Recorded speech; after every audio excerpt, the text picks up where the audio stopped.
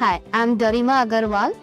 I'm working in ANZ as an engineer. Basically, I help them develop products and enhance their existing products. Because of the emergence of AI, I feel things are very fast moving and I am into a legacy technology still. So I feel the best way I can go into the AI field is product management.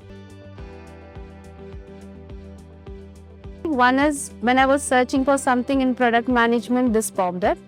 And then they had the flexibility of 5 months and 11 months and then in class. And they also told me that you take after 5 months, you can extend it. So I did not have the burden of just going for a big program and they're not liking it. I enjoy the online classes and I also like the capstone presentations. And I feel that even the material is vast, but it is nicely framed and compiled. If you are taking up a course, as it is said in the beginning, please give 40 minutes a day or else you'll have to rush in the end.